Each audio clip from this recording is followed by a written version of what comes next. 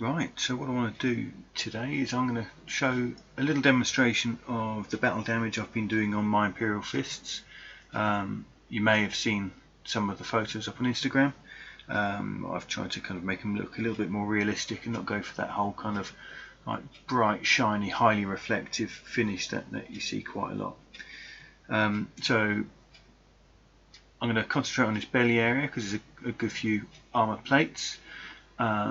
And what I'll really begin with is a real pale yellow, and I will start working some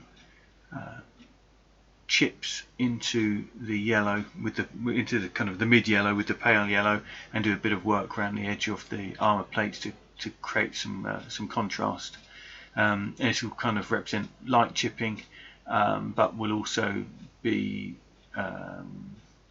part of the second stage of chipping, which is when I go in with like a dark grey to really kind of show the bits which you've chipped back to the metal.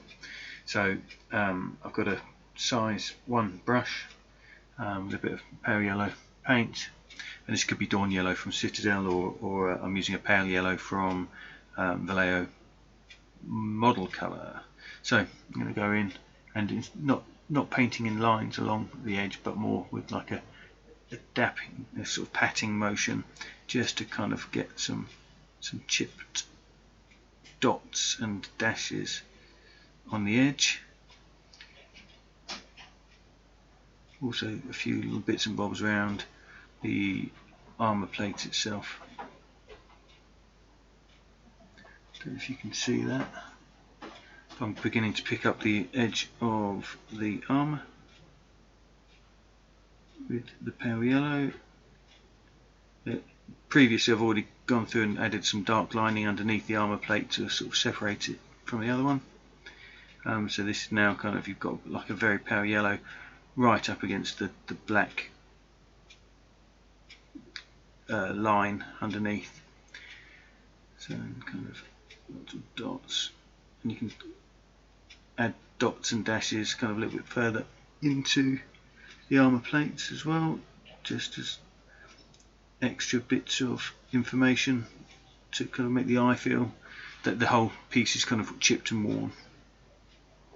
Focusing kind of more on corners as well, because I'll go back, and that's the corners are going to get hit with the dark grey in a moment.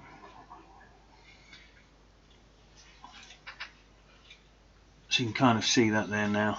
I'm going to add a little bit more just right in here, where you might kind of, the armor plate might kind of knock against other ones as well. And yes, you don't need to be doing perfectly straight lines like you would if you were doing an edge highlight. So it's not quite an edge highlight, this is all about kind of definition, but also a starting point for the darker chipping and darker battle damage. I can do the same here.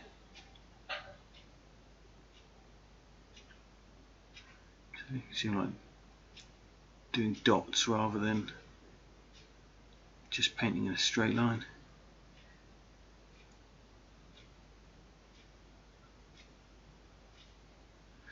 So yeah, you can see the definition really begins to change. Get a bit more up here.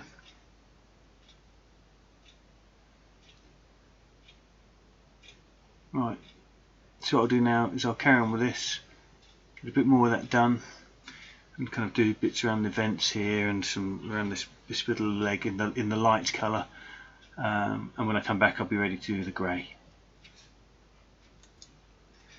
Okay, so now I've done a bit more of the kind of the light chipping. You can kind of see, focus a lot around here, and some of these areas have got a few more brighter edges and things that we can work with now. I've got like a dark, I suppose quite a cold grey, but really the darkness is what I'm really using, and the warm yellow. So I figured a cool grey will just give a bit more contrast again. Same brush as I had before, and now I'm kind of going to go back into the edges and the corners, and again it's like lots of dots really to try and give it that feel of a sort of chipped surface. focusing on the edges.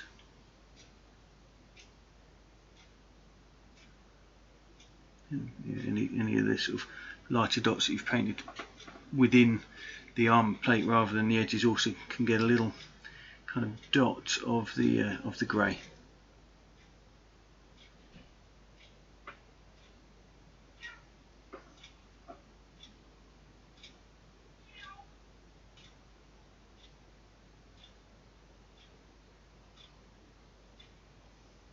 So keep on working your way around the edges,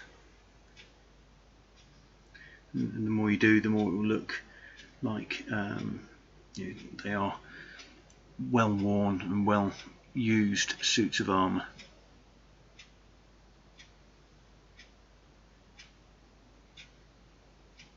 I suppose I tend to start this off with a bit of an idea of what I want it to look like, so kind of don't want it to look completely knackered, but I want it to look really well worn, like they've seen the battlefield up close and personal. These are big lumbering suits of armour, halfway between a tank and a infantry. So they kind of want to have that same sort of feel that you might get on a tank. So some of these techniques are borrowed from armour modelers, particularly this kind of dotting and kind of chipping of the edge in such a fine kind of way. I've watched quite a few videos by armour modelers recently to kind of help me work out how I want these guys to look. Being yellow and a little bit like a Caterpillar truck, really. Anyhow, so like a big bit of plant machinery. So it needs to look worn and well used and well loved. Right. So you can see like the chips are now beginning to take shape. And you can see the other thing that the chips do with this light coloured armour is really help make it sort of stand out and help really separate the plates a lot more. Now, another thing I've been doing with these guys, certainly the aggressors, as I've been going along, is also a few streaks and vertical kind of stains as well. So I've kind of, where there are lots of chips, I might just go in with a much more watered down paint and just add a little vertical line, like it's been like there's a run of some kind. It could be oil or kind of some kind of fluid from the armour, but just as likely is that it could be some kind of build up of dirt, then they got wet and it's just kind of just running down the armour. And it sort of starts to, is it going to focus?